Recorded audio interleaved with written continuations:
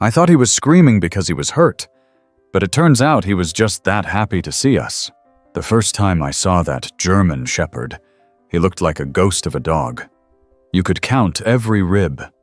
His coat, which should have been thick and proud, was patchy and rough, with dirt caked so deeply into his fur it looked like it was part of his skin.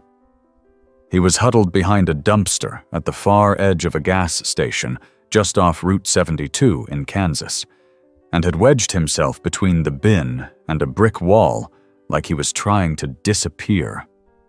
I hadn't planned to stop.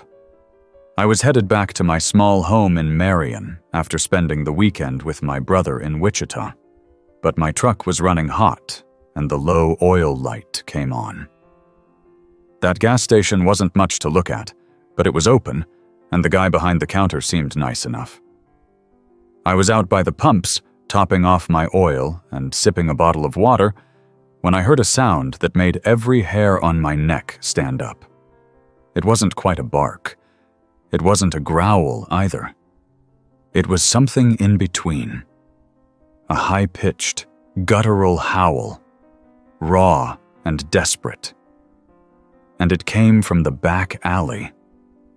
I walked over slowly, thinking maybe some raccoon had gotten stuck or a coyote had wandered too far into town. But what I found wasn't wild. It was broken. He didn't notice me at first. I crouched a few feet away, letting him smell me. His body shook with each breath. Then his eyes met mine, and I swear there was a flicker. Not of fear, of recognition. Like some part of him remembered people meant kindness. I kept my voice soft. "Hey there, buddy. You all alone back here?" His ears twitched and his head tilted. That was when I saw the cut above his eye, crusted over but deep. And yet he made no move to flee. No growl.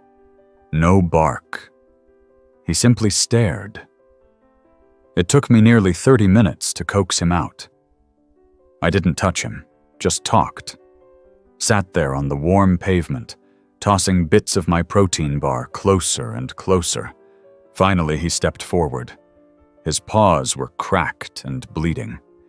His tail was down, but it gave one tentative wag. That was the moment.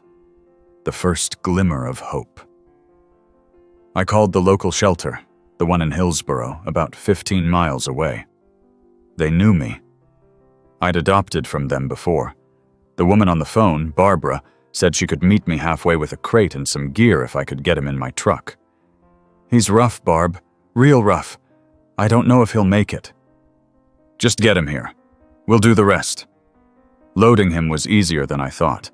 I opened the back seat and laid down an old blanket. He limped toward the open door like he was boarding a train and curled up without a sound. That drive, I'll never forget it. He didn't cry. He didn't whimper. He just stared out the window as the fields passed by, as if he knew this was the first chapter of something different. When Barbara opened the door to the shelter, he didn't move at first. Then she whistled gently, and he let out this sound that shook me. It wasn't pain. It wasn't fear. It was joy, a loud, warbly yelp that sounded like it had been locked inside him for years. "That dog's singing," Barbara said, tears already in her eyes. We named him Banjo. They took him in, ran the tests, cleaned his wounds, started antibiotics. The vet said he was maybe 4 years old. No microchip, no tags, just scars and sadness.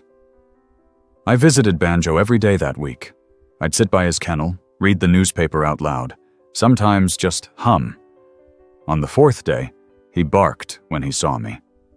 A real bark. Strong, like a declaration. "He's picking you," Barbara said. "You might want to start dog-proofing your place." Back home, I made space. Cleared out the corner of my living room, laid down new bedding, bought a crate even though I hoped he'd never need it. And when he came home, Banjo walked through my door like he'd always belonged. Those first few days, I didn't leave him alone. We took slow walks, short car rides, sat under the porch swing in the evenings while the crickets sang. He flinched at loud sounds, barked at his own reflection, and circled 3 times before lying down like it was a ritual from another life. But every day, something small changed. One morning I found him lying belly up in the sun, legs splayed, tongue lolling. It looked ridiculous. It was perfect. He started doing this thing where he'd yelp every time I came home, a high-pitched yowl that echoed through the yard. Not a bark, not a whine, just pure happiness. The first time my neighbor heard it, she thought someone was hurt. "That's just Banjo," I told her. "He sings when he's happy." We built a routine. Morning walks, afternoon fetch sessions, bedtime snuggles. He stopped flinching. He stopped hiding. He stopped bracing for pain. Barbara came by one Sunday with a basket of toys and treats, and Banjo ran to greet her like she was family. She knelt down, laughing as he nuzzled her shoulder, and said, "I wish more people could see this. Dogs like him don't break. They bend, and then they bounce." That night, Banjo curled up next to my chair as I sipped coffee on the porch. He let out a big sigh, the kind that comes from deep within the chest. Then he rested his head on my foot. I looked down at him and said, "You're home now. No more hiding.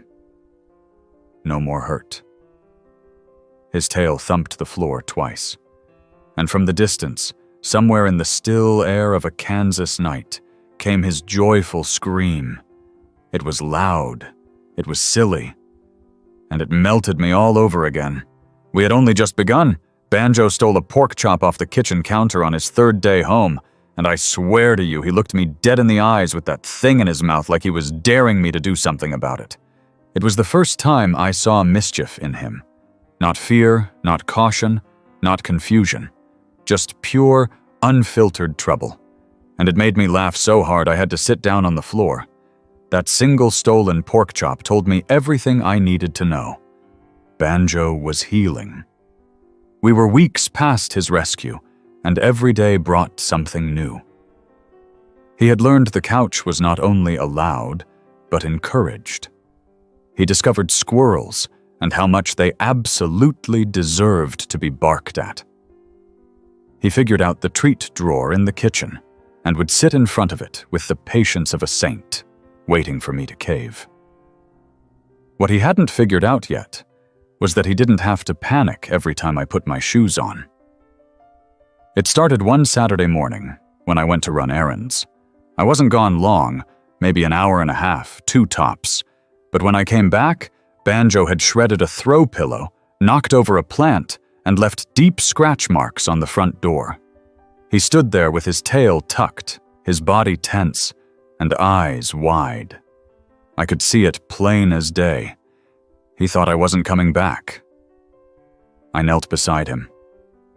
"I'm always coming back, buddy. Always." He didn't believe it yet, but he would. So we worked on it. Short trips at first. Walk out the front door, count to 30, come back in. Then 5 minutes. Then 10. Every time I came back, I greeted him like he was the best thing I'd ever seen, which, honestly, wasn't far from the truth. I started leaving a shirt of mine on the couch, letting music play on low volume, scattering treats around the living room before I left. Small things. Reassurances.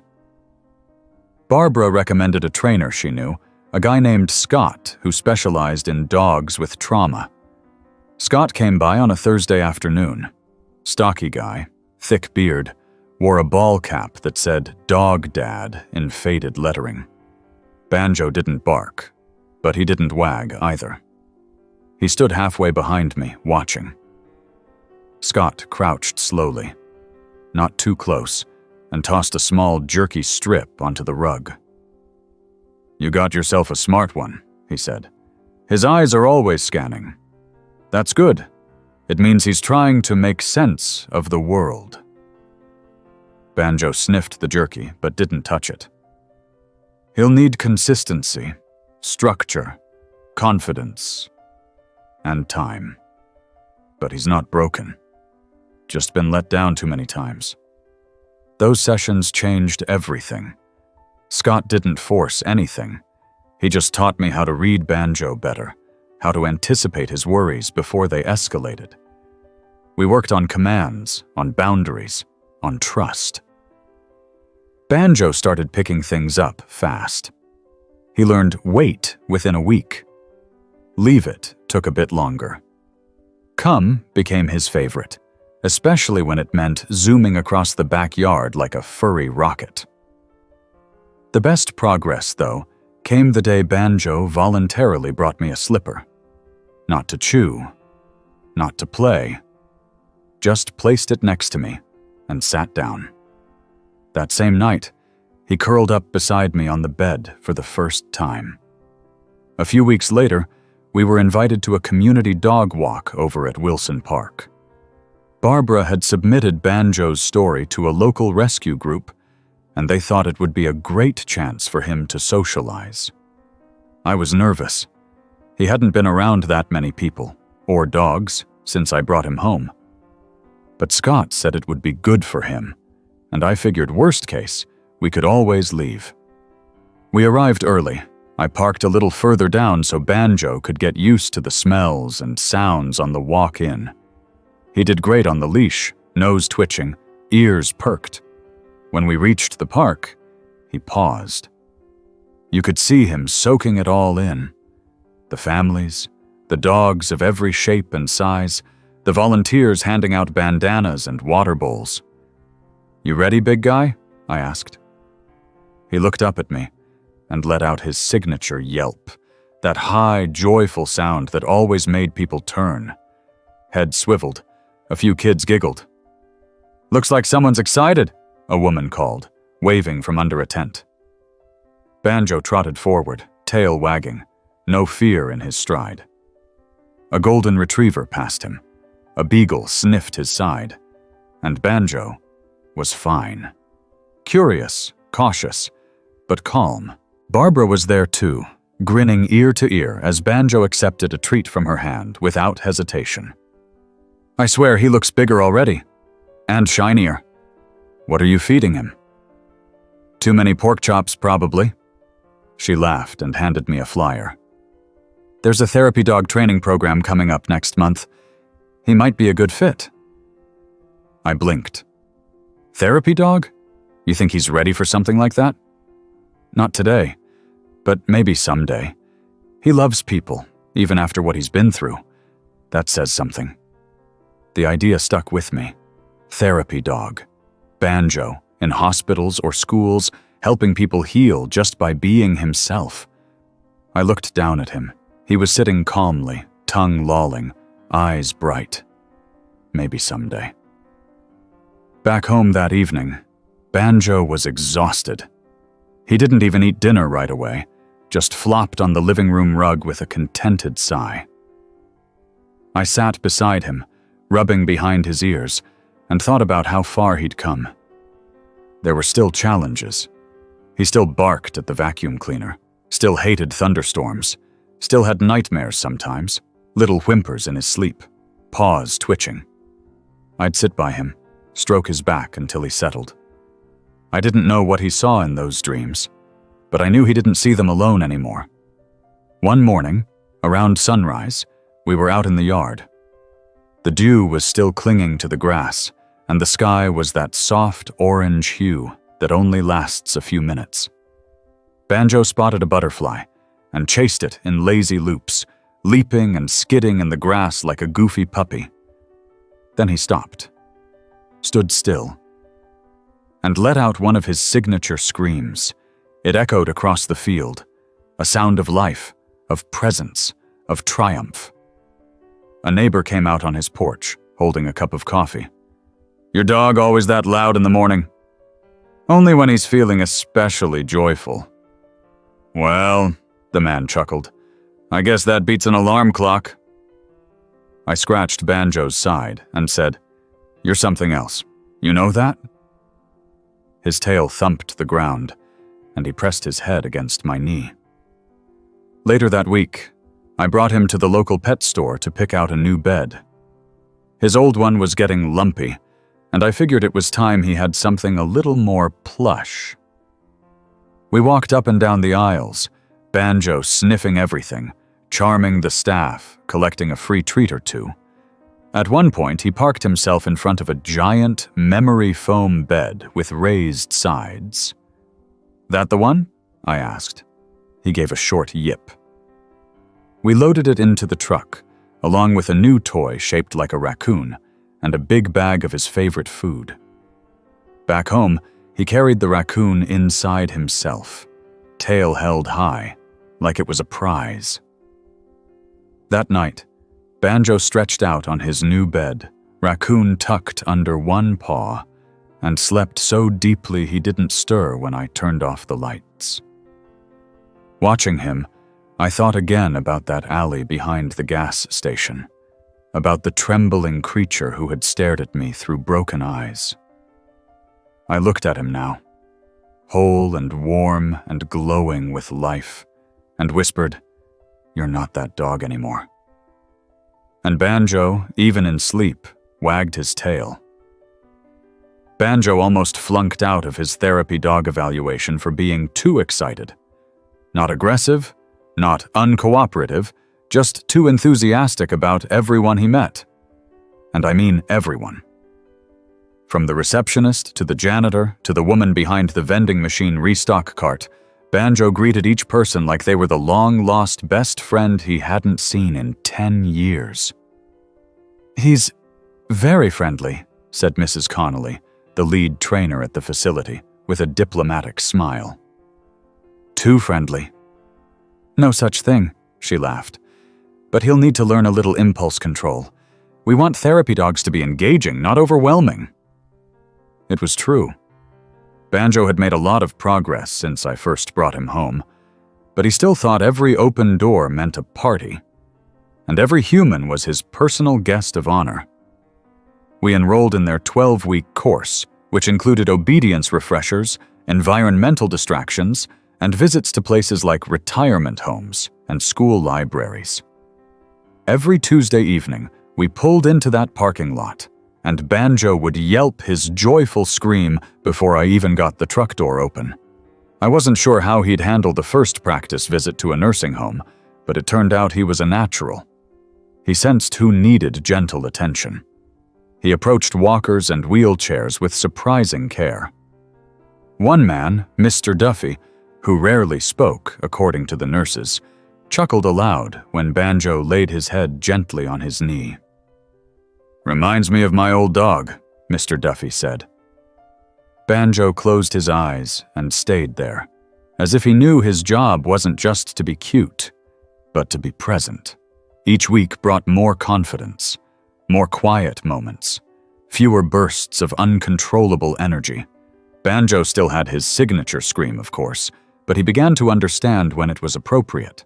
At home, things were just as full of little victories. Banjo started tolerating the vacuum cleaner. Thunderstorms no longer sent him under the couch. And best of all, the nightmares became less frequent. I knew, because I'd wake up sometimes and find him snoring peacefully beside the bed, his legs twitching. But not in fear, just chasing dreams. One Saturday, we took a trip to the lake. I wanted to see how he'd react to water. It was early spring, the sun warm but not hot, and the shore was quiet. I brought along a long lead and a tennis ball. At first, Banjo didn't want to step in. He sniffed the water, then backed away, then looked at me like I'd lost my mind. "Come on, big guy," I coaxed. "Just try it." He watched me step in ankle deep and held his ground. So I tossed the ball just a few feet into the shallows. Banjo crept forward, then faster, and finally took the plunge. The moment the water touched his belly, something lit up. He lunged for the ball, snatched it, then bounded out with a splash. shook himself, gave me a scream of victory, and dropped the ball at my feet. We spent the next hour repeating that scene, over and over. On the drive home, I had the windows down. Banjo sat in the back seat, head halfway out, ears flapping in the wind, a look of pure contentment on his face. I reached back and scratched his neck. "You're something else, Banjo." He let out a soft grunt and rested his head against my arm. Graduation day for therapy training came faster than expected. Barbara was there, cheering from the sidelines as Banjo sat calmly in front of the judges, passed the touch test, the noise test, even the group heel walk with other dogs. He nailed the visit simulation with a volunteer pretending to be a patient. When they handed me the certificate, I looked down at him and whispered, "You earned this." We celebrated with a steak. Just him and me on the porch, music playing low, a gentle breeze rustling the trees. It was around then that a local elementary school reached out. They were piloting a program where kids who struggled with reading could practice by reading aloud to therapy dogs. Barbara had submitted Banjo's name. We arrived for our first session on a Wednesday afternoon. The kids were quiet at first, watching Banjo with wide eyes.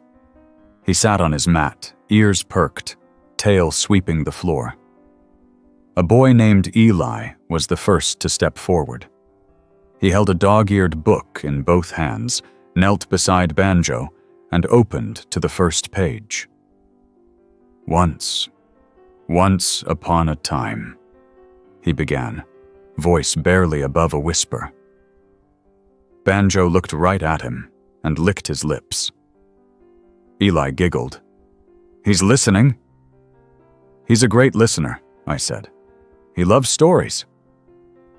From that moment, the floodgates opened. Each child took a turn. Some sat beside Banjo, others lay on their stomachs in front of him. One girl rested her hand on his back the whole time she read. Banjo didn't move a muscle. "He makes it easier," Eli said afterward, "because he doesn't laugh if I mess up." I drove home that day with a lump in my throat. Banjo had come so far, and now he was giving that comfort to others, just by being there. The next few weeks were full. We had regular visits scheduled at the school, and the library asked if we could stop by once a month for their children's reading circle. We visited the nursing home again, and this time Banjo jumped out of the truck and trotted right to the entrance, tail wagging. Everyone knew his name now. Even the mailman started carrying treats. At home, Banjo settled into a rhythm. He had favorite sunspots for his afternoon naps. He carried his raccoon toy around like a security blanket. And he insisted on sleeping near the front door, not because he was nervous anymore, but because he liked greeting me first thing in the morning. One evening, during our usual porch routine, I sat sipping a glass of lemonade while Banjo chewed lazily on a bone. The wind picked up a little, bringing the smell of freshly cut grass and something sweet from the neighbor's grill. "You know," I said, "I don't think I rescued you. I think you rescued me." He paused, looked up, and gave a short, happy bark. That night, I got a message from the school counselor. One of the students who had read to Banjo for weeks had asked if he could bring his parents to meet him. "He says Banjo makes him feel brave," the counselor wrote. I sat there in the dark for a while, rereading that sentence. Brave. The boy's name was Calvin.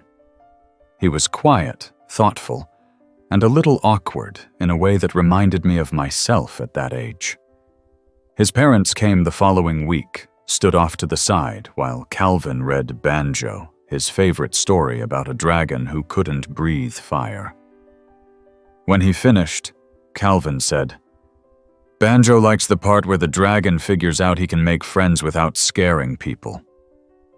His mother wiped her eyes. His dad shook my hand. "Thank you." "He's the one doing the work," I said. Banjo sat there, proud and still. In the car on the way home, I rolled the window down for him. He let out his joyful scream, just once, like punctuation at the end of a long, meaningful sentence. Everywhere we went, Banjo left people smiling, but he never stopped being himself.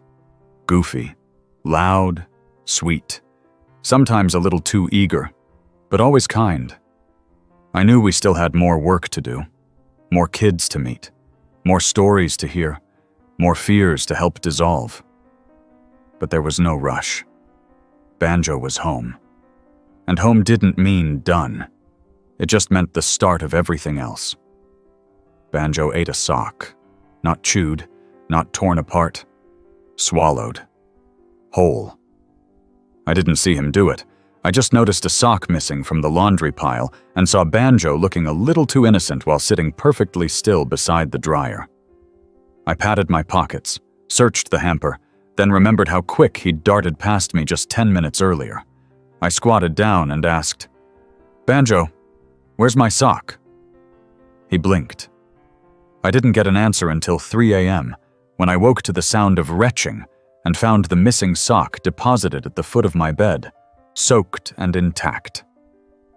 After checking him thoroughly and calling the vet's emergency line, I sat on the edge of the bed, bleary-eyed, while Banjo wagged his tail like he'd just delivered a prized trophy.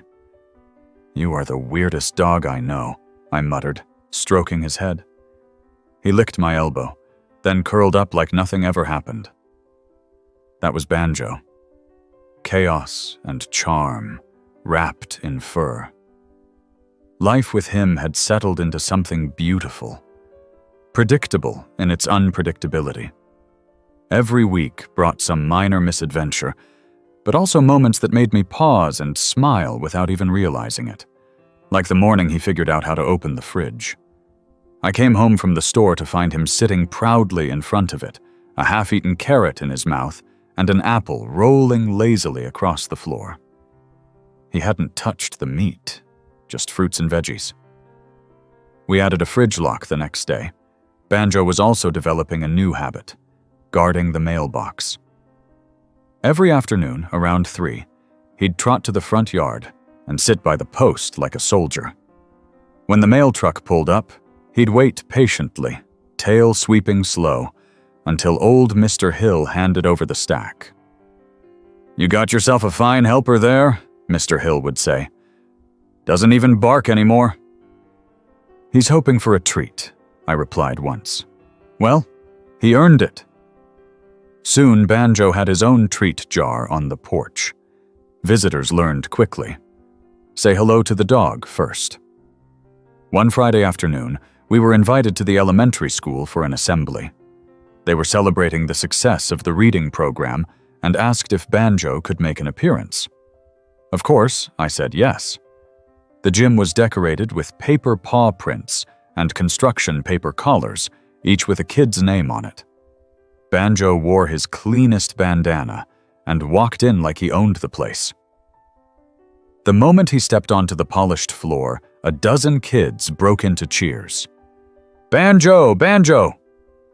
He barked once, just once, then sat down, calm and poised, exactly like we'd practiced. Mrs. Lang, the principal, gave a little speech about how reading scores had improved, how confidence was growing, and how one special dog helped make that happen. I stood there, hand on Banjo's back, trying not to tear up as kids waved paper flags and parents clapped. "Can Banjo show us a trick?" one child yelled. I nodded. "Banjo, say hi." He tilted his head, then let out his joyful scream, echoing across the gym. The place erupted in laughter and cheers. Afterward, we stayed so every child could say hello. Banjo handled it all with grace.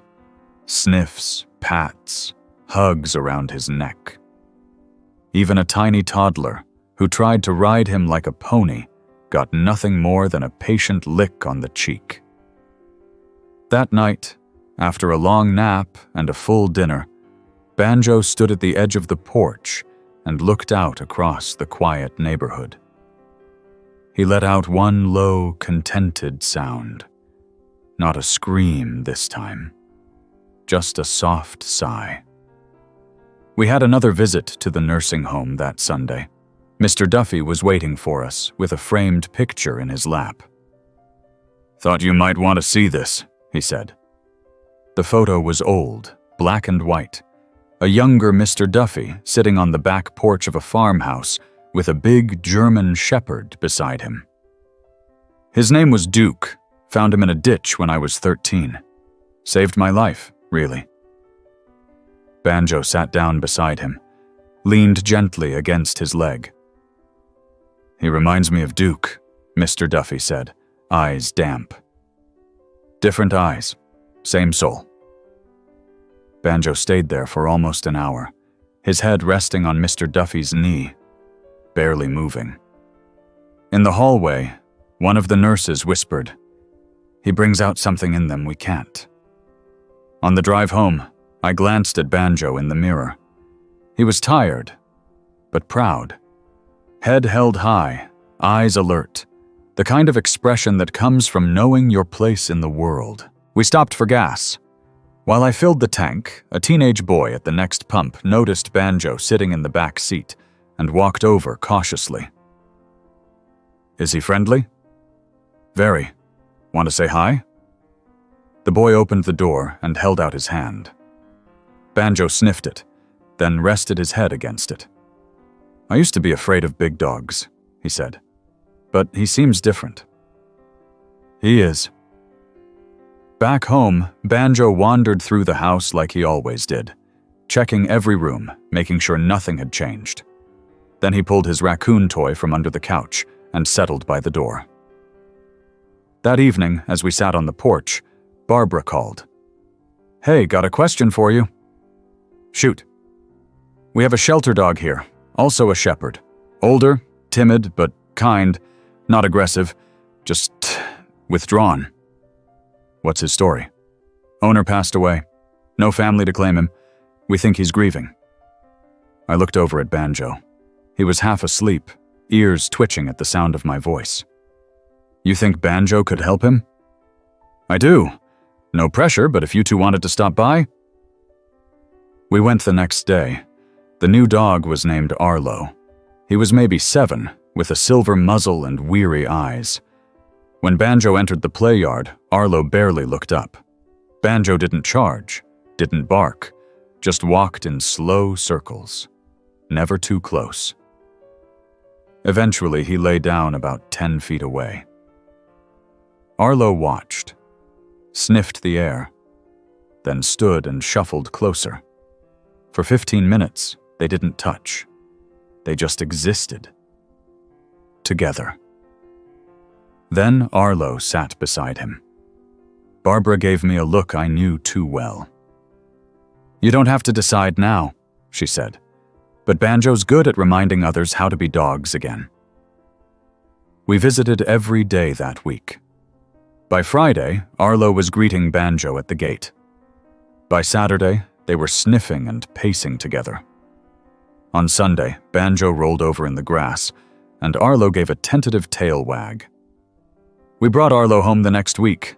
Banjo led him through the house like a tour guide, showed him the treat jar, the favorite sunspot, even dropped the raccoon toy at his feet. Arlo didn't scream. He didn't bounce. He was quiet, slow, thoughtful. But he stayed close to Banjo. That night, I watched them lie side by side, chests rising and falling in sync. I didn't say anything, just sat there, hand on Banjo's back, and let the silence speak for itself. Arlo didn't make a sound for the first 3 days. He ate quietly, slept quietly, and walked around the house like a polite guest who didn't want to touch anything. He followed Banjo at a distance, never too close, but always just behind him, like he needed an escort to navigate a world he no longer trusted. Banjo, for his part, didn't push. He was calm, slow, and respectful, never barking or crowding. He'd glance back often, making sure Arlo was still coming, still watching. Sometimes he'd drop a toy near him and walk away. Other times he'd sit close enough for their paws to almost touch, but not quite. It wasn't until the fourth morning that something changed. I was making coffee when I heard 2 sets of footsteps instead of 1. I looked into the living room and saw Banjo sitting proudly in front of the window. Right beside him, his tail giving the smallest of flicks, was Arlo. He wasn't pressed against Banjo or leaning for comfort. He was just there, shoulder to shoulder, both of them looking out into the yard like sentries. It was the first time I saw Arlo choose closeness. Later that day, I laid a second blanket beside Banjo's bed. Arlo sniffed it, then circled 3 times before settling down.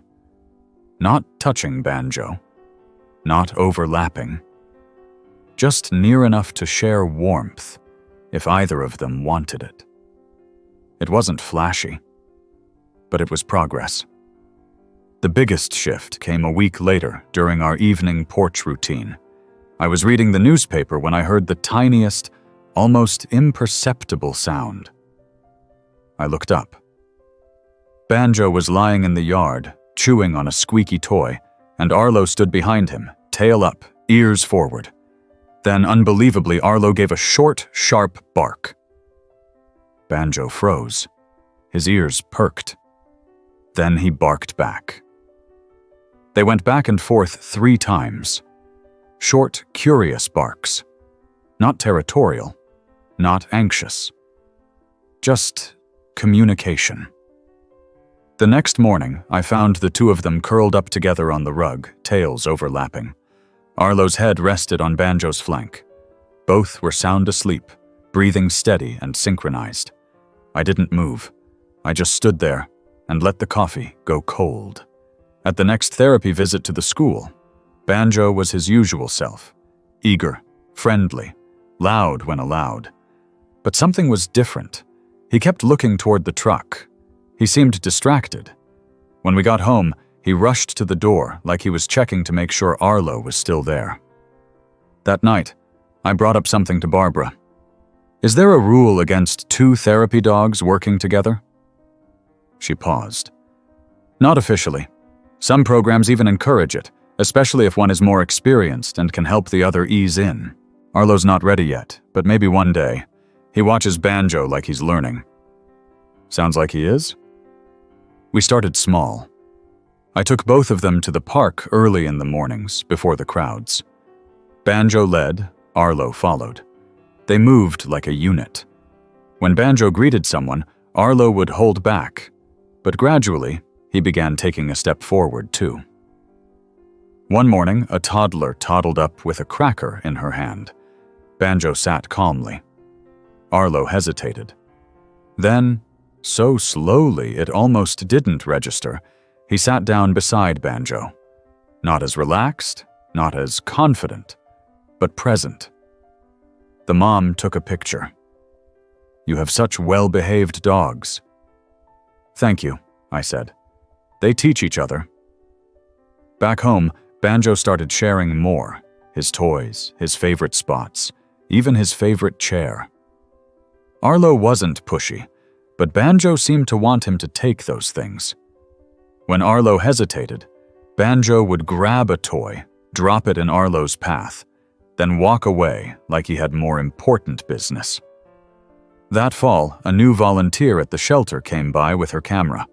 She wanted to photograph some of the dogs for the annual calendar. She took a few of Banjo in the yard, catching a ball mid-air. Then she spotted Arlo, who was sitting just behind the porch step, half in the shade. Mind if I try? He's shy, I said. But you can try. She crouched low, didn't force it. After a few minutes, Arlo turned his head. The light caught his eyes just right. Click. It became October's photo.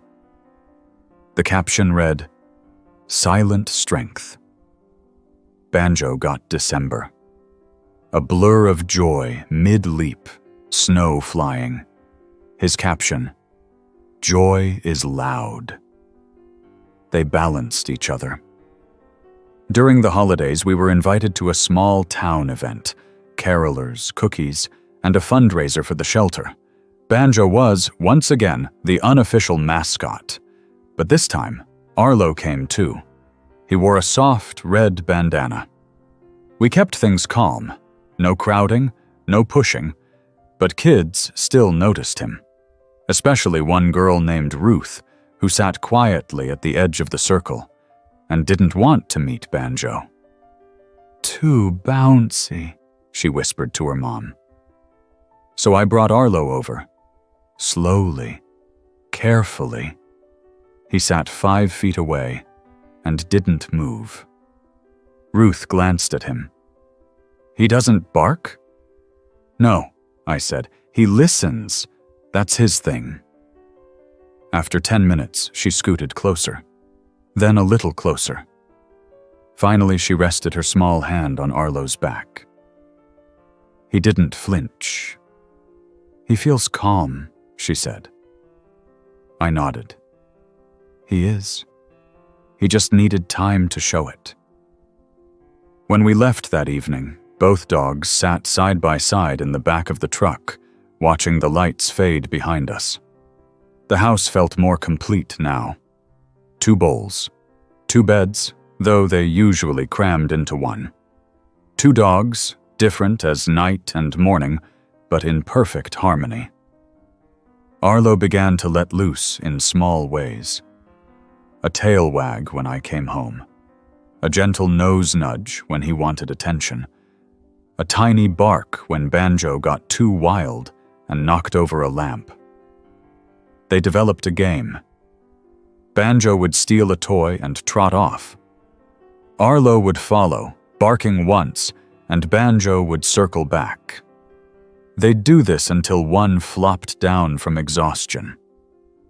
Evenings were quiet. Banjo snored. Arlo stretched long and wide, taking up more space now. They both took turns watching the door, like sentinels on rotating shifts. And sometimes, when I turned off the lights and climbed into bed, I could hear it, that small, joyful sound from Banjo, followed by the softest woof from Arlo. It was their version of good night. One day, Barbara called again. "I know this might be a stretch," she began, "but we're starting a pilot program, dogs visiting trauma survivors, small groups, controlled setting. You want Banjo to come?" Actually, I was thinking Arlo. With Banjo, of course, as a pair. I glanced over at them. Banjo was sprawled on the rug. Arlo was grooming his paw. Both looked up at the same time. "Let's do it." The sessions began at a local community center. Just a few adults, quiet room, no pressure. Banjo went straight for the attention, as always. Arlo hung back. But one man, about 50, scarred across one eye and hunched like he was carrying invisible weight, pointed to Arlo. "That one," he said. "He knows what it's like." Arlo walked over slowly, sat down beside him. No tricks, no wagging, just presence. The man reached down and let his hand rest on Arlo's back. After a minute, his shoulders softened. Not fully, but a little. I watched it happen. Banjo watched too. The drive home that day was silent. No windows down, no screams of joy. Just a stillness that felt sacred. Arlo didn't need to bark to be heard, and Banjo didn't need to be loud to make space. Together, they were changing more lives than I ever thought possible. Banjo figured out how to open doors. Not the easy ones either. Not the sliding kind, or the barely latched gates. I'm talking full-handle turning, hip-shoving, strategic leverage kind of doors. I had just finished unloading groceries when I found him in the hallway with the bathroom door wide open behind him and a triumphant squeaky toy in his mouth. That toy had been sitting on the bathroom counter for a week because it lost its stuffing, and I'd meant to throw it out. Apparently, Banjo had other plans. When I walked up to him, he dropped the toy at my feet and gave a high-pitched bark. Then came Arlo, padding softly behind him, calm as ever, eyes scanning me like he was just checking whether I was going to scold them or join in. I pointed at the bathroom. "You know that wasn't for you, right?" Banjo let out a low, rolling sound like a half-laugh. That week, I installed child locks, not for a child, but for one overly clever German shepherd with a flair for mischief. Life with Banjo and Arlo had turned into something extraordinary. So ordinary, yet deeply meaningful. Mornings began with their quiet, thumping tails. Evening routines included shared bowls of ice water on the porch. And somewhere in between was the magic. I never imagined how easily two dogs could take over not just a house, but a rhythm. Arlo continued making subtle but powerful progress. He no longer hesitated at the front door. He didn't cower when the blender ran or when thunder rolled in from the west. He'd trot over to his favorite blanket and rest his head calmly. And when Banjo let out one of his trademark joyful screams, usually at a squirrel or the sight of a tennis ball, Arlo would let out a low chuff, not in protest, but as if he were saying, "Yes, I heard you." We visited the trauma support group every other Wednesday. Banjo would work the room like a professional, tail wagging, mouth open in a relaxed pant, leaning into people gently. Arlo, on the other hand, took his time. He'd sit beside someone who needed silence, someone who wasn't ready to speak, and just be there. I began to understand that his power wasn't in movement, but in stillness. There was one woman, June, who hadn't spoken during any of the group sessions. She kept her hair long and her head down, and every visit she'd sit in the corner chair, arms crossed. Banjo would approach her sometimes, but she wouldn't look up. Then, one rainy evening, Arlo walked over to her without any prompting. He lay down at her feet, resting his chin on his paws. He didn't look up. He didn't move. He just stayed. 20 minutes passed. Then, slowly, June reached down and touched his head. She didn't speak, but the shift in her posture said more than words ever could. After that session, the group leader pulled me aside. "That dog," she said, nodding toward Arlo, "knows something we don't." We drove home in silence, both dogs tired in that deep, full-body way that only comes after a day of doing good. The next morning, June sent a note to the center. "Can the quiet dog come next time too? He helped. I don't know how, but he helped." Banjo had been the face of our outreach work for months, but now Arlo was stepping into the light in his own quiet way. He had stopped shrinking into the background. He moved beside Banjo now, not behind. And when we visited the children's reading circle again, Arlo sat right in the middle of the story rug, ears perked as a boy read from a book about planets. "He's listening so hard," the boy whispered to me. "He looks like he understands." "Maybe he does," I whispered back. Banjo, meanwhile, had made himself the mayor of every building we entered. If he didn't greet every staff member, volunteer, and random passerby, the day simply wasn't complete. Everyone had a favorite Banjo story by now. One librarian swore he nodded when she asked if he liked mysteries. A school janitor claimed Banjo followed him around until he found the lost kickball in the supply closet. The stories always grew, but I never corrected anyone. Because every time Banjo threw his whole body into a wag or sat beside someone who needed an unexpected friend, the heart of the story was true. Back at home, they both had developed their own routines. Arlo would guard the back porch in the evenings while Banjo patrolled the front yard. They'd trade shifts without a word. I noticed that Banjo still took the loud job, greeting visitors, alerting the neighborhood that the mailman was approaching. Arlo stayed watchful in the quieter spaces, always observing. One particularly cold morning, I found the two of them curled together in the laundry room, sharing the dog bed that had once seemed too big for just Banjo. Now it barely contained them. I snapped a photo. It felt like a snapshot of their whole journey, side by side, different but together, neither one more important than the other. That same week, we were invited to participate in a community event called Hearts and Paws, a fundraiser for therapy dogs. There would be a meet and greet section, agility demonstrations, and a storytelling booth where children could read to the dogs. It was the kind of event Banjo lived for. The moment we arrived, his whole body trembled with excitement. He wore his red scarf and had his badge on.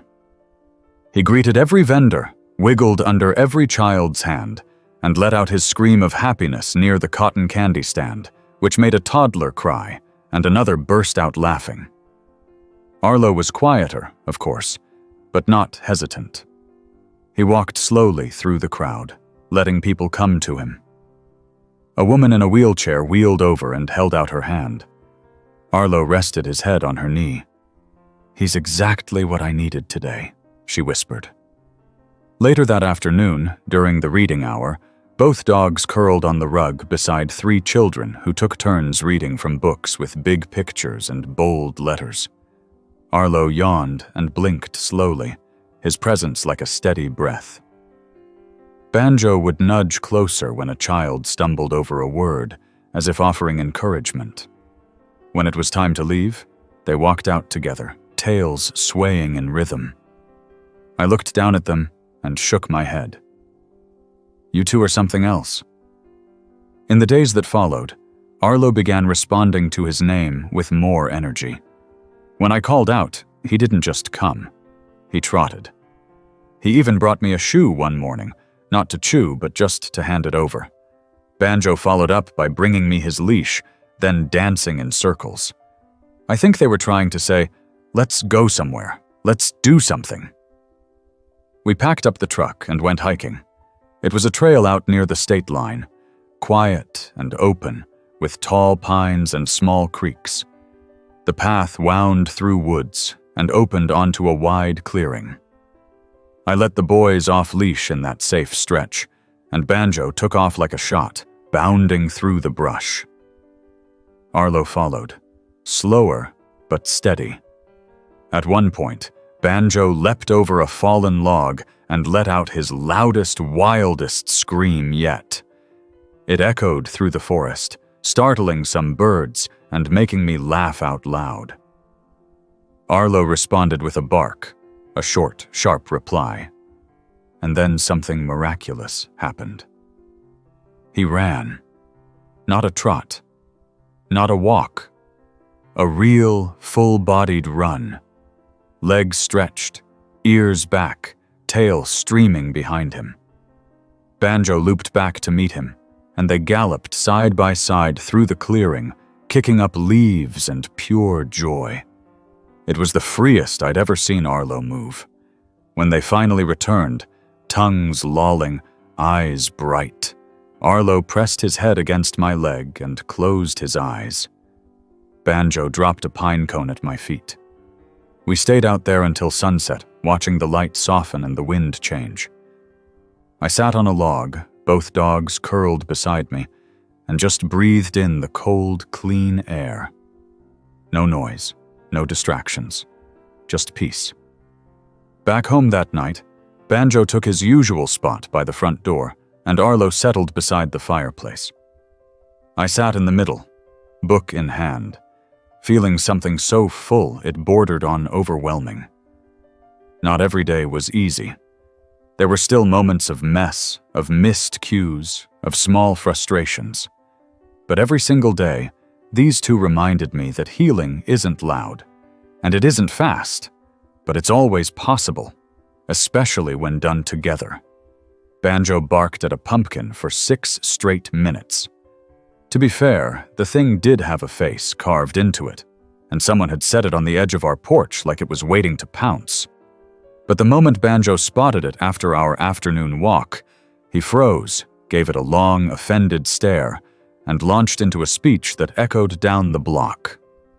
Arlo just walked past it with a glance, and then settled on the porch, like it was beneath his concern.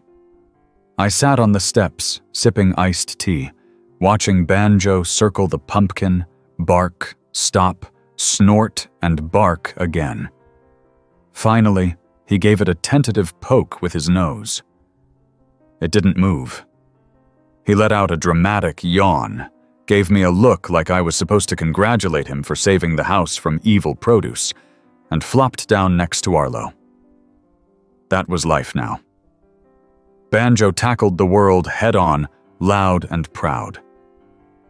Arlo walked beside it, quiet and steady. And I just tried to keep up. We had entered a new season, and not just because the leaves were changing. Our routine was more structured, but somehow even more full. Banjo had a standing invite to every school within a 30-mile radius, and Arlo had become the unofficial mascot of the local trauma support center. When we weren't doing therapy visits or outdoor runs, we were attending town events, checking in on the shelter, or just finding little ways to stay connected. Barbara stopped by often now. She'd bring over a new bag of toys or a box of blankets she thought the boys would like. Banjo greeted her like family every time, wiggling, yelping, dancing around her car. Arlo would watch from the porch until she knelt down and said his name. Then he'd walk over. Calmly, confidently. "They're both changing the world," she said once, as we watched them wrestle gently in the grass. "One loud and one silent." She paused. "And both lucky they found you." "Feels more like the other way around." One crisp Saturday morning, we visited a veterans' home. It was a new location, and the staff wasn't sure how the residents would respond. Some were hesitant. Others were skeptical. "Let them come to you," I told the coordinator. "They always know who's ready." Banjo made a beeline for a group gathered near the fireplace, offering his usual charm in the form of tail wags and soulful eyes. Laughter came quickly. Arlo wandered slowly, observing, choosing. He stopped beside a man sitting alone by a window. No visitors, no decorations, just a worn book in his lap and a weathered expression. Arlo sat, waited. The man didn't speak for a long time. Then he said, "I had a dog once, German Shepherd. Name was Scout. Saved my life, in more ways than one." He reached out. Arlo stayed still. "You remind me of him," the man said softly. "Quiet, steady, didn't bark much either." By the time we left, Arlo was lying with his head on the man's foot. On the drive home, I looked at them in the rearview mirror. Banjo sprawled out, panting happily. Arlo sitting tall, eyes watching the road. I said aloud, "You two don't even know how important you are." Banjo sneezed, like that was enough talking. The next week, we were asked to visit a middle school. A student there had experienced a loss, and the counselor thought Banjo and Arlo might help. We arrived early, gave the staff time to set up a quiet room, and waited. The boy entered slowly. 12, maybe 13. Shoulders hunched, hands stuffed in his hoodie. He didn't speak at first. Banjo stood up, tail wagging gently, but waited for a cue. "You can pet him if you want," I said. The boy didn't move. Then Arlo stepped forward and lay down directly in front of him. No fuss. Just an offer. The boy sat. Didn't touch him, just sat. After a few minutes, he whispered, "I haven't cried yet." I didn't say anything. Banjo walked over and placed his head on the boy's knee. That was all it took. The boy broke. Tears came silently, one after another, and both dogs stayed close, Arlo still and calm, Banjo breathing slow and even. The counselor, standing off to the side, put a hand over her mouth. Later, when the boy left, she came over to me. I didn't think he would let it out. That moment, that wasn't small. Back at home that night, both dogs were quiet. Not tired, just settled. The kind of peace that comes from doing something meaningful. They curled together on the rug like they always did, Arlo's head tucked beneath Banjo's chin. I stood there a long time before turning out the lights. Our next big adventure came with a request from the county library system. They were organizing a traveling pet program to bring therapy animals to rural communities, small towns that didn't have access to consistent outreach. They asked if we'd be willing to travel with Banjo and Arlo for a month, just on weekends. I looked at the calendar. You think they're up for it? You're asking the wrong dogs, Barbara said. They're more than ready. So, we packed up the truck, filled it with blankets and chew toys, books and a cooler of snacks, and hit the road. First stop was a town so small, I nearly missed the turnoff. Population maybe 300. A single grocery store, a 2-room schoolhouse, and a library the size of a living room. But when we pulled up, the kids were already waiting outside. Banjo exploded from the truck with his usual flair, tail whirling, eyes wide. Arlo exited more gracefully, sniffed the air, and walked over to the steps like he'd lived there all his life. Inside, the kids formed a circle. Banjo planted himself in the middle, ready for attention. Arlo wandered to the edge, settling beside a girl with Down syndrome who was clutching a book tightly to her chest. She leaned into him slowly. He stayed still. Her smile was enormous. We stayed for 2 hours that felt like 10 minutes. The library director asked if we'd consider coming back next month. We'd be honored. The following towns blurred into a patchwork of barns, steeples, cornfields, and dirt roads. Every weekend brought new faces, new stories, new needs. And through it all, Banjo and Arlo adapted like old souls. Never rushed, never flustered. Some places were filled with noise and music and kids running everywhere. Others were hushed, cautious, tentative. But no matter the energy, the dogs knew what to do. Banjo would dive in, tail wagging, showing off his favorite trick of rolling over and pretending to play dead. He milked that one for treats every time. Arlo would sit with someone who needed less movement, more comfort. One Sunday afternoon, we stopped at a halfway house where the director had warned us not to expect much. These folks have been through a lot, she said. Many don't even want to be here. I nodded. We don't push. We just show up. And show up they did. Banjo greeted them with a soft bark and a happy wiggle, while Arlo positioned himself beside a young man who sat with his hoodie drawn over his face. 30 minutes passed. Then the man reached out a hand. By the time we left, he was lying on the floor with both dogs curled around him. The director watched from the doorway, blinking hard. "That never happens," she whispered. On the drive home, I pulled into a rest stop off the highway. It was late, and we had 1 more hour to go. I let the dogs stretch their legs in a quiet patch of grass beneath the stars. Banjo chased a leaf. Arlo sniffed the wind. I looked up at the night sky, and thought about all the people we'd met, all the places we'd been, and how 2 dogs had somehow become the thread connecting lives together. Back in the truck, Banjo curled into a ball in the back seat. Arlo climbed into the front and rested his head on my shoulder. We sat like that for a while. No sound, but the engine ticking cool. They didn't know the full impact they were having, but they didn't need to. They just showed up. That was enough. And they weren't done yet. Not even close. Banjo barked at the hotel room mirror for a full 3 minutes before realizing the other dog was himself.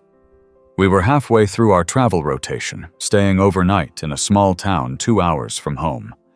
The hotel was dog-friendly, clean, and had a little patch of grass out back where they could stretch their legs. When we checked in, the receptionist handed me a welcome bag with 2 biscuits and a laminated card that said, "Dogs welcome, barking encouraged." Banjo took that part seriously. The moment we walked into the room, he trotted up to the mirror, saw his reflection, and let out a startled growl. Then he barked. Then he barked again and again, until he was practically yelling at himself. Arlo stood nearby, watching the whole thing like an older brother watching a toddler throw a tantrum. I tapped the side of the mirror gently. "That's you, genius." Banjo paused, blinked, and wagged his tail like he knew that all along. Travel had become second nature for us now. Every weekend, we packed the truck, visited another town, and stayed somewhere new. The routine never got stale. Each community had its own story, and every stop brought new people into Banjo and Arlo's growing circle of trust. That weekend, we were in Millridge, a place small enough to have only one blinking stoplight, but large enough to have a community center with 3 classrooms and a stage. They had arranged a children's art fair to coincide with our visit, and when we walked in, the place smelled like crayons and freshly baked cookies. Banjo lit up. He walked around the room like he was critiquing each display. He stopped in front of a clay sculpture of a turtle and gave it a bark of approval. Then, he found a painting of a dog that looked like a lopsided version of himself and let out a yelp that made a group of kids laugh so hard one of them nearly fell off her chair. Arlo, meanwhile, found a spot near the storytelling corner where an older volunteer was reading from a book about animals that visit space. A small boy sat down beside Arlo and leaned his entire body weight against him. Arlo shifted just enough to balance them both. After the event, a local teacher approached me. "You don't know what this means to some of these kids. Most have never been around dogs before. You brought them joy and safety in the same package." "Banjo brings the joy," I said. "Arlo brings the quiet." That night in the hotel, Banjo discovered the vending machine in the hallway. We went out for a walk before bed, and on the way back, he stopped in front of the machine and stared. Then he sat. Then he looked at me. "You want something out of there?" He wagged his tail. I pressed the buttons randomly until something clunked out, a bag of pretzels. I gave him one. He sniffed it, licked it, then decided it wasn't worth the effort and trotted back to the room. Arlo didn't even slow down. He walked right past the vending machine and lay down near the door as if to say, "That's a trap, and we both know it." In the morning, we were invited to a breakfast event hosted by the town's senior center. It was held under a pavilion near the lake, with a dozen picnic tables and a spread of scrambled eggs, biscuits, and more coffee than I thought a town this size could consume. The moment we arrived, Banjo greeted every person like they were family. He danced, he leaned in, he rolled over beside someone's walker and let out a high-pitched squeal that sent one of the women into a laughing fit. "He's got the soul of a performer," someone said. Arlo made his way slowly through the crowd. He didn't go to everyone. Just a few. An older man with a military jacket. A woman who sat alone and seemed too tired to move. A volunteer whose hands shook when she tried to pour juice. Arlo stood beside her until she smiled. After the event, a man came over and asked if he could sit with us for a bit. His name was Henry. He told me he'd recently lost his dog, and it had left a gap in his days he didn't know how to fill. "I saw your dogs and didn't think I'd be able to even look at them without getting emotional," he said.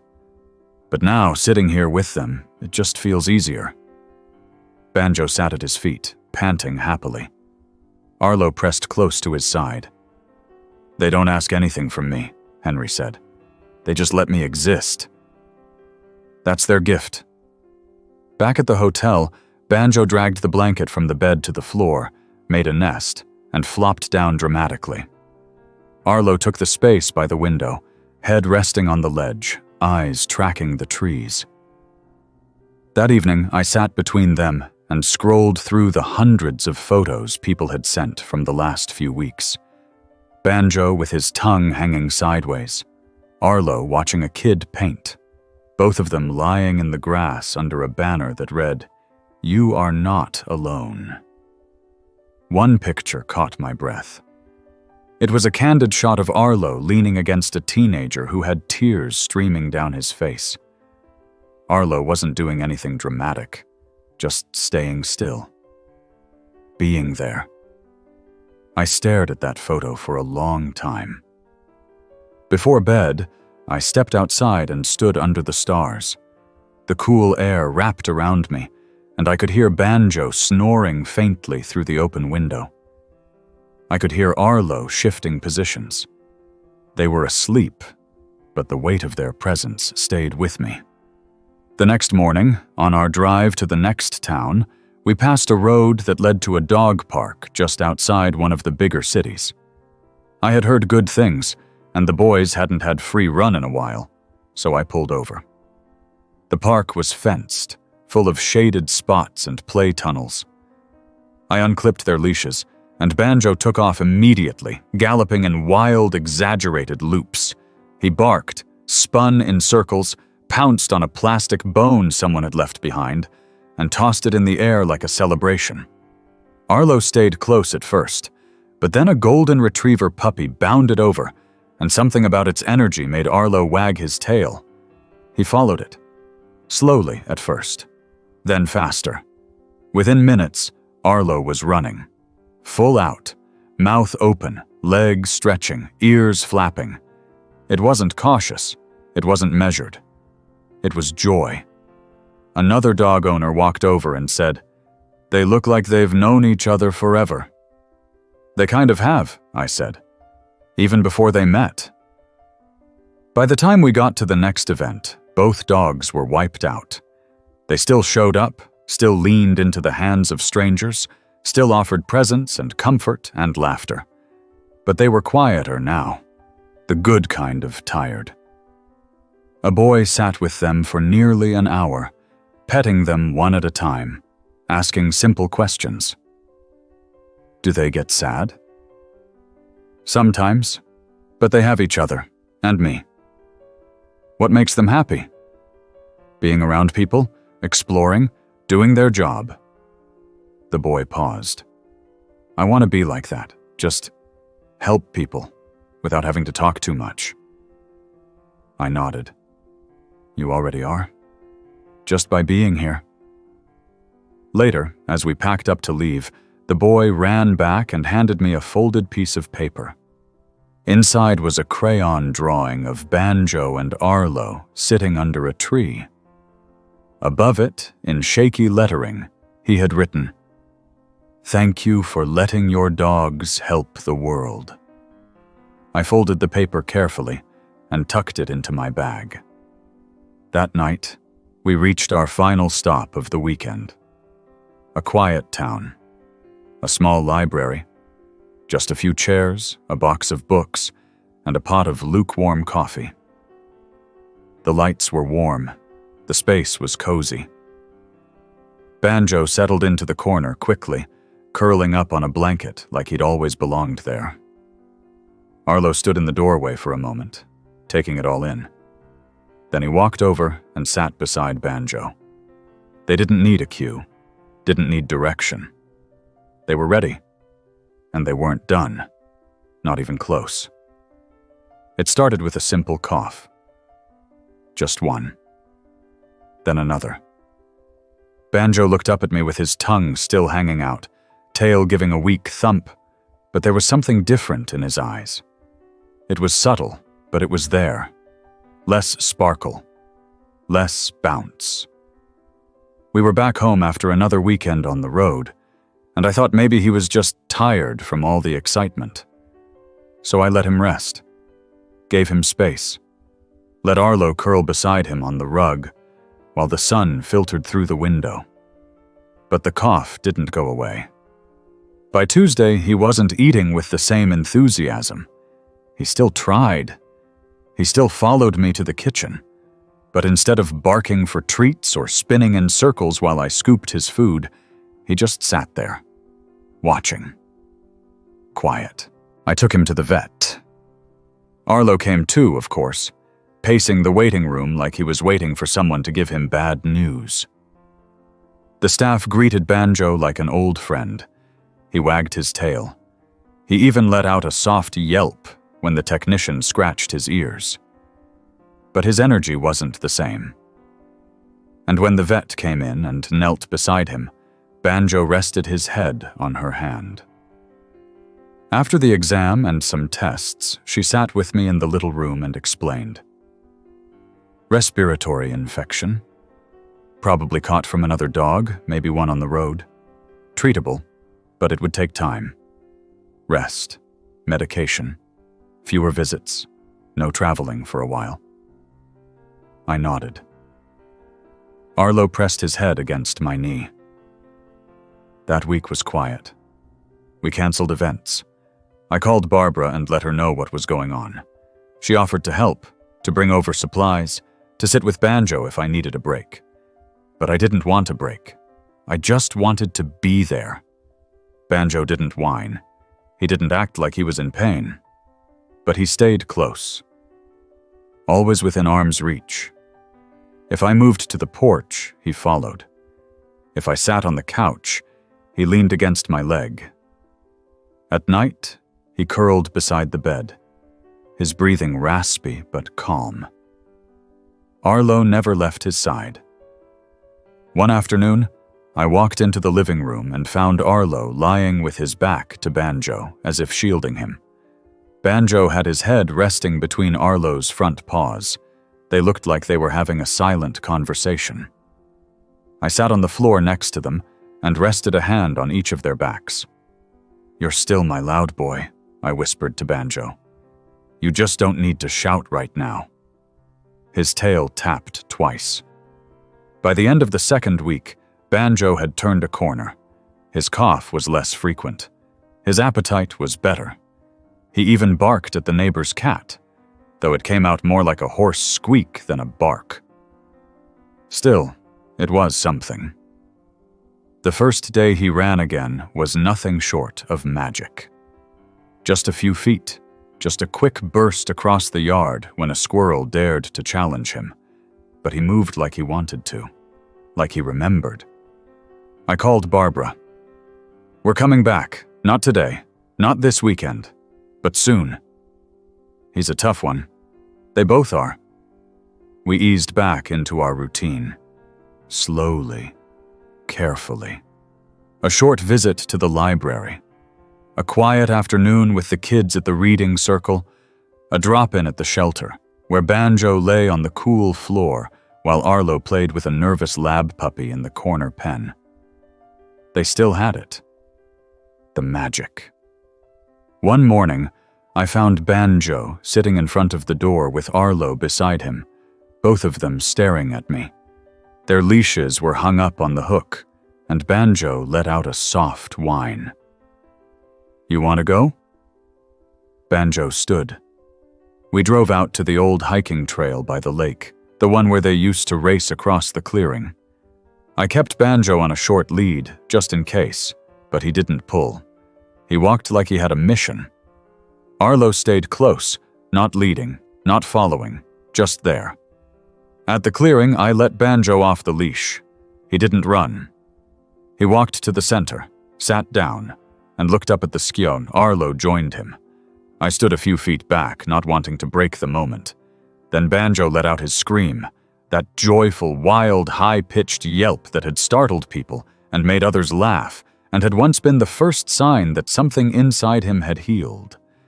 It echoed across the trees.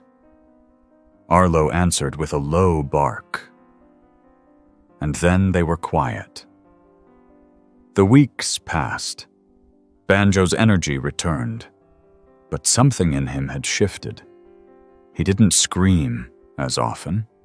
He didn't bark at pumpkins or reflections, but he was calm, content, peaceful in a way I hadn't seen before. One evening, we sat on the porch as the sun dipped behind the trees. Arlo lay beside me. Banjo sat in front of us, facing the yard, head high. I reached over and touched his back. "You're something else, Banjo." He turned, nudged my hand, and leaned into me. That night I left the door open so they could move freely between the porch and the living room. I woke around 3 a.m. to a sound that was both familiar and new. It wasn't a bark. It wasn't a scream. It was a soft, steady whine. I got up and followed it to the porch. Banjo was lying down. Arlo was curled beside him. Banjo's breathing was slow. Too slow. I knelt, called his name. He looked up at me, eyes clear. Then he let out one final sound. A breath, a sigh. And he was gone. I don't remember how long I sat there. The sky had started to lighten by the time I stood. Arlo didn't move for hours. He lay beside Banjo like a sentinel, quiet and still. Barbara helped me with the arrangements. We buried Banjo under the big oak tree in the backyard, the one he used to circle during his zoomies. I placed his raccoon toy beside him. The town sent cards. Dozens. Kids sent drawings. Teachers sent letters. The library made a small display of his favorite books and put up a framed photo of him with the caption, "Joy is loud." I didn't know how Arlo would react in the days that followed, but he stayed steady. He didn't search for Banjo. He didn't whine. He just stayed close to me. Every step. Every moment.